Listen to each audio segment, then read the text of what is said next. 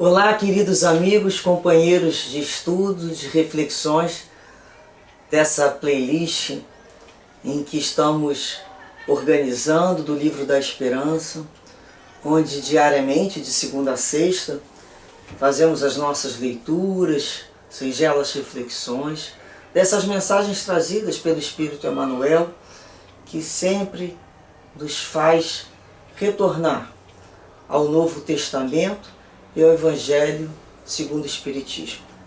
O Espiritismo como cristianismo redivivo, onde podemos sentir com o pensamento desses benfeitores espirituais um pouco mais, de uma forma maior, com profundidade, mas também de consciência. Como sempre, agradecemos a Deus e a espiritualidade amiga, as oportunidades dessa vida, dessa reencarnação em que estamos tendo para reescrever as nossas páginas do nosso livro como coautores da nossa vida junto ao Pai. Que saibamos, Senhor, aproveitar a oportunidade de cada dia. Proteja-nos, Senhor, fortaleça-nos sempre, a nossa casa, os nossos amigos, familiares e todos aqueles corações que aqui no momento lembramos, pedimos, Senhor, a Tua vibração de amor e de saúde. Hoje iremos fazer a leitura da mensagem número 71, que tem como título Diante da Vida Social, e Emmanuel traz o Evangelho de João, no capítulo 14, versículo 21, em que Jesus nos disse: aquele que tem os meus mandamentos e os guarda, esse é o que me ama. E aquele que me ama será amado de meu Pai, e eu o amarei e me manifestarei a ele. E Emmanuel depois continua com o Evangelho segundo o Espiritismo, no capítulo 20, os trabalhadores da última hora, o último item, que tem como título Os Trabalhadores do Senhor, que é uma mensagem do Espírito da Verdade. Nós vamos ler aqui no nosso Evangelho, de acordo com as palavras, mudam de editora para editora, mas sempre temos que lembrar que o ensinamento é o mesmo.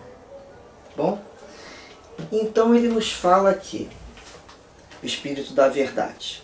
Chegastes ao tempo em que se cumprirão as coisas anunciadas para a transformação da humanidade. Felizes serão aqueles que tiverem trabalhado no campo do Senhor com desinteresse e sem outro objetivo que a caridade. Seus dias de trabalho serão pagos por 100 vezes mais do que esperavam. Felizes serão os que houverem dito aos seus irmãos: trabalhemos juntos, irmãos, e unamos nossos esforços para que o Mestre, ao chegar, encontre a obra terminada. Porque então o Mestre lhes dirá: vinde a mim, vós que sois bons servidores, vós que fizestes calar vossos ciúmes, as vossas discórdias, para não deixar que a obra sofresse. Porém, felizes daqueles que, por suas divergências de opinião, tiverem retardado a hora da colheita, porquanto a tempestade virá e eles serão levados pelo turbilhão. Então é quando a gente pensa assim: será que nós já somos esses bons servidores que calamos a nossos ciúmes e a discórdia em nome do bem maior, do bem coletivo? Nós já conseguimos ser esses bons servidores? Então, Emmanuel nos traz o texto, nos dizendo assim: espiritualidade superior não se compadece com insulamento, Vida de insulamento, aquela vida insular, A pessoa que fica ali sozinha, sem conviver, sem convivência. E ele diz aqui: se o trabalho é a escola das almas, na esfera da evolução, o contato social é a pedra de toque, a definir-lhes o grau de aproveitamento. Então nós vamos ver a diferença de viver e conviver, Às vezes a pessoa sobrevive, vive sozinha no ambiente e contrário toda a lei natural, que é de participar de grupo. É uma lei. É a lei de progresso, é a lei de sociedade. Então, o contato social é essa pedra de toque. É aquilo que vai, né, nos aprimorando. Vocês já viram ali perto dos rios, ou perto do mar, aquelas pedras pontudas sendo ali, né, aparadas com a própria água, de pouquinho, de tanto elas baterem uma na outra, aqueles bicos vão cedendo ao contato. Então nós somos assim, um bicudo com outro bicudo. E na vida do dia a dia, a gente vai aprendendo, vai perdendo os bicos. Por isso que a gente vai convivendo melhor. E ele fala aqui, olha, virtude que não se reconheceu no cadinho da experiência, figura-se metal julgado precioso, cujo valor não foi aferido.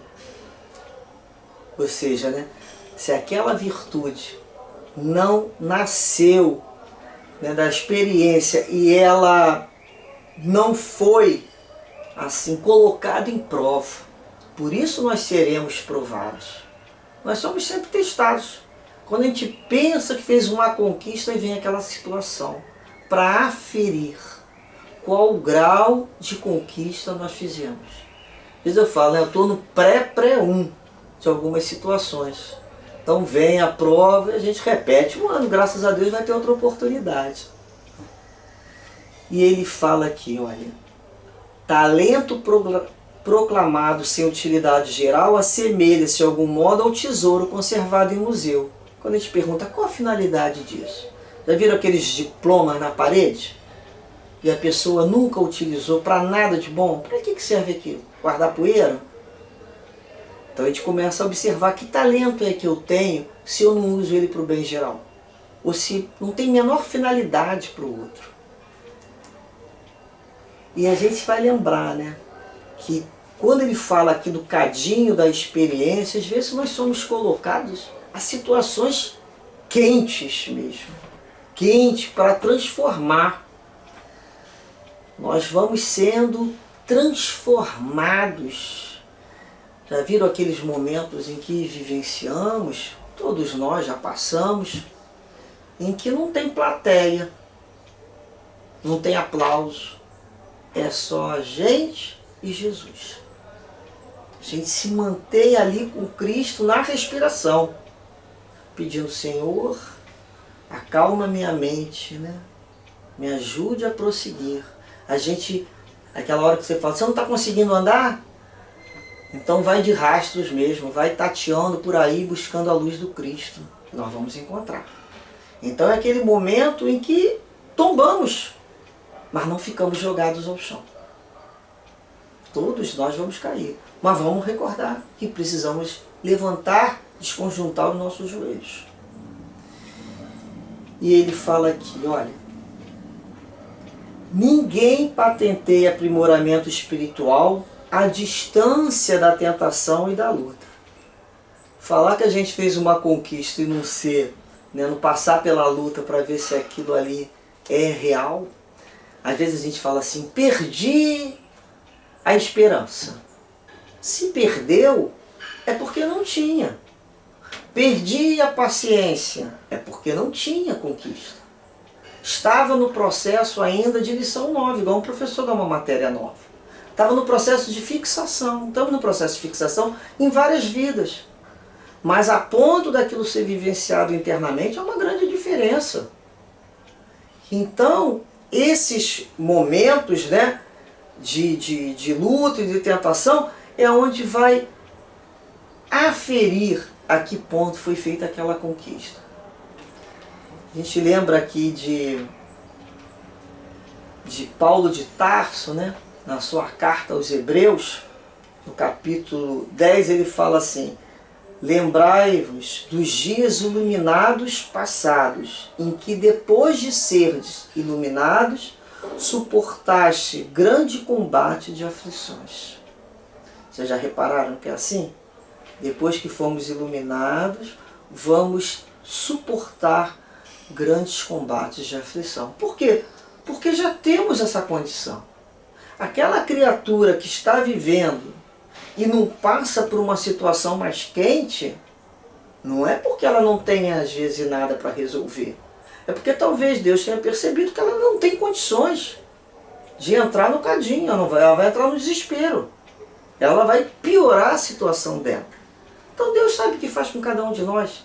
Se nós estamos passando por momentos de combate, de grande combate, de aflições, é porque Deus percebeu com condições de nos... Depois da iluminação vem o teste. Vamos ver se você tem condições. Então ele diz aqui, as leis do universo, diligenciando a santificação das criaturas, não determinam que o mundo se converta em vale de mendicância e sofrimento. Mas tem gente que pensa, né, que para ser filho de Deus tem que estar sofrendo, então fazendo votos até de roupa. Não é por aí. Ele fala, espera que o planeta se eleve na condição de moradia de prosperidade e da segurança para quantos lhe povoam as faixas da vida. Terra renovada. Momento de planeta de transição. Nós estamos esperando a prosperidade e segurança para todos. É melhoria. Nós não vamos ter que... uma coisa é ter, outra coisa é o apego. Nós vamos aprender a ter prosperidade sem o egoísmo. Prosperidade em todos os sentidos, não só material, principalmente o espiritual. Então todos somos chamados à edificação do progresso com o dever de melhorar-nos, colaborando na melhoria do que nos cercam. Olha a vida social aí. A importância da colaboração, da cooperação, do sentimento maior desenvolvido de fraternidade, de solidariedade. Quando pensamos assim, podemos ter, mas existe o outro junto de nós. Nós já estudamos isso, não é? Então Emmanuel repete esse ensinamento dizendo aqui, ó, justo assim possas deter um diploma acadêmico, retendo prerrogativas de trabalho pela competência adquirida. No entanto, será crueldade nada fazer para que o outro se desvencilhe da ignorância. Natural desfrute residência dotada de todos os recursos que te garantam a euforia pessoal, mas é contrária à razão, te endeuses dentro dela sem qualquer esforço para que os menos favorecidos disponham de abrigo conveniente. Compreensível, garneças a própria mesa com iguarias primorosas que te satisfaçam a dieta exigente. Entretanto, é absurdo esperares que a fome alheia te bata à porta. Perfeitamente normal que te vistas segundo o figurino do tempo, manejando as peças de roupa que supões aconselháveis à própria apresentação. Contudo, é estranho confiar o vestuário em desuso ao domínio da traça, desconsiderando a nudez dos que tremem de frio. Ou seja, né, esses que só têm para o seu uso são os indiferentes, são os adormecidos. Ainda não entenderam que estão como depositário dos bens terrestres e que cabe fazer circular. Não é abrir mão de ter, é aumentar a quantidade que deles também podem aproveitar. Vocês vejam, para que adianta nós termos na nossa casa 6 pratos, 12 pratos e talheres, se a gente come sozinho? Se a gente nunca compartilha com ninguém esses momentos? Para que adianta? Para que adianta tanto conhecimento se não vai aproveitar a outro aquele conhecimento que você tem? E às vezes eu já falei, a pessoa entra na questão do orgulho, né?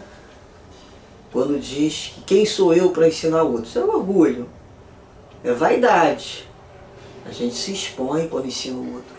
Ensinar o outro a toque de fraternidade, com amor, com carinho, não a toque de vara. Então é quando a gente permite que o outro participe do nosso banquete espiritual.